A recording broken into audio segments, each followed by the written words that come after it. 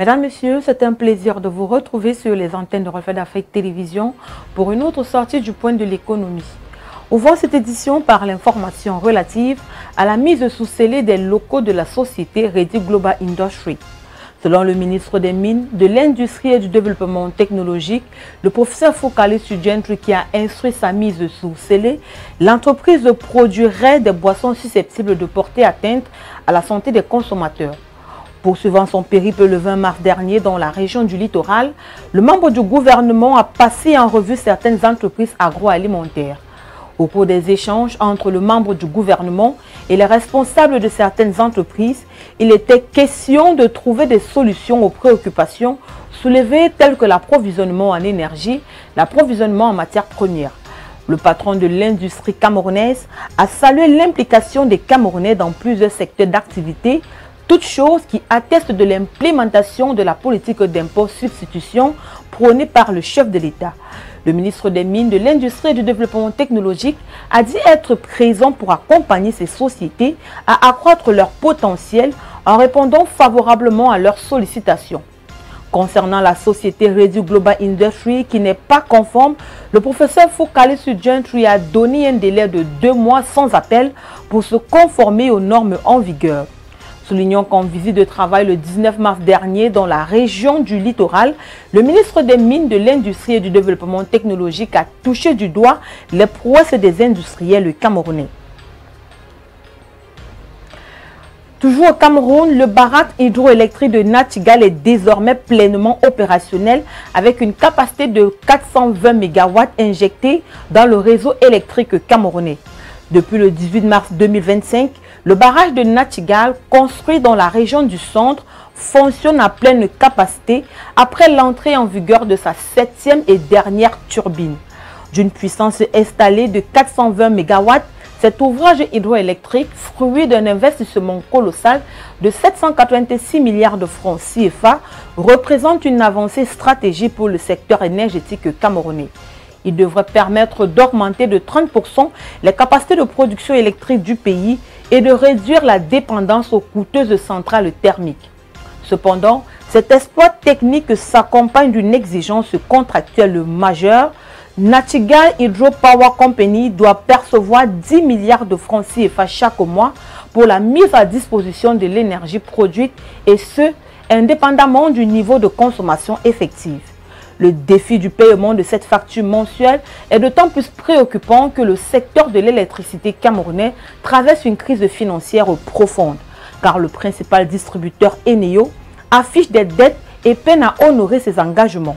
En 2022, Eneo a enregistré un déficit de trésorerie de 113 milliards de francs CFA et une dette globale de 700 milliards de francs CFA, dont 350 milliards dus à ses fournisseurs.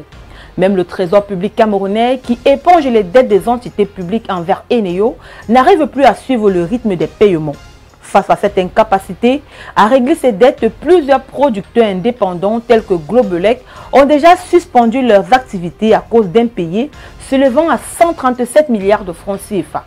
À côté de cela, l'évacuation de l'énergie du barrage de Nachtigal vers les centres de consommation reste un autre défi à relever, car certaines lignes de transport, notamment celles partant du poste de transformation de Niom vers Yaoundé, ne sont pas encore pleinement opérationnelles.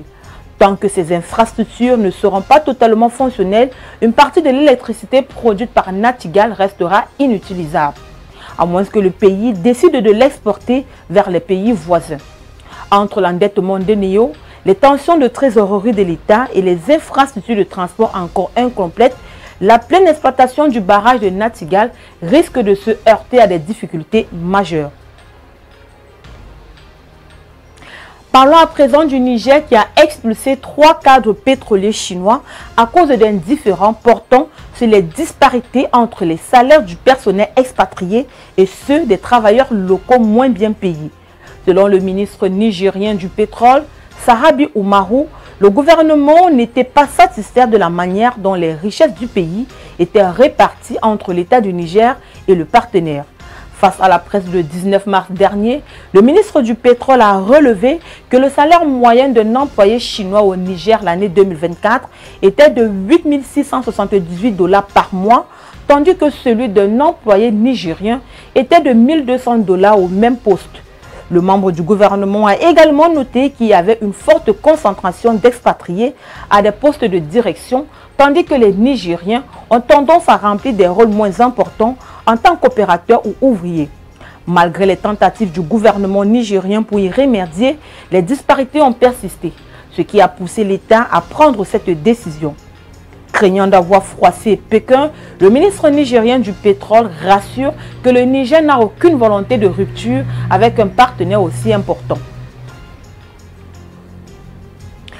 Dans le cadre d'une concession de 30 ans, la China Civil Engineering Construction Corporation CCECC investira 1,4 milliard de $ pour moderniser le chemin de fer Tanzanie-Zambie.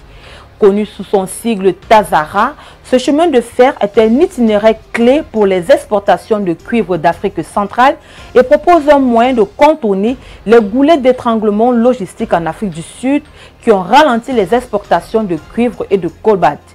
Selon Bruno Ching-Andou, directeur général de l'autorité TAZARA, dans un communiqué, cette décision d'accorder une concession fait suite à une évaluation approfondie des difficultés rencontrées par TAZARA au fil des ans qui nécessitaient une intervention urgente.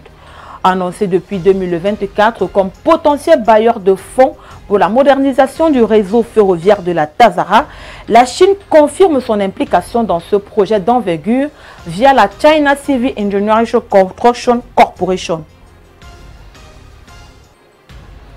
Pour accueillir la Coupe du monde de football 2030, le Maroc, à travers l'Office national des aéroports marocains Honda, lance un ambitieux plan de modernisation et d'extension de ses infrastructures aéroportuaires visant à renforcer sa capacité d'accueil et à positionner le pays comme un hub régional. Ce projet, qui s'inscrit dans une vision à long terme, a pour objectif de répondre à l'afflux massif de visiteurs attendus lors de cet événement sportif mondial. Le gouvernement marocain entend ainsi transformer ses aéroports en véritables portes d'entrée modernes et efficaces, capables de gérer des flux de passagers accrus tout en offrant des services de qualité. Le plan prévoit des travaux d'extension et de rénovation dans plusieurs aéroports clés du pays, notamment celui de Casablanca-Mohamed V, qui verra sa capacité passer de 14 à 35 millions de passagers d'ici 2029, Marrakech, Rabat et Tanger. En modernisant ses infrastructures, le pays souhaite attirer davantage de compagnies aériennes et stimuler le tourisme, un secteur clé de son économie. Le Maroc a enregistré un nombre record de 17,4 visiteurs l'année dernière, soit une hausse de 20% par rapport à l'année précédente et prévoit d'attirer 26 millions de touristes en 2030. Mesdames, Messieurs, c'est ici que se referme cette édition du Point de l'économie. Merci de l'avoir suivi. Les programmes se poursuivent sur Reflet d'Afrique Télévision.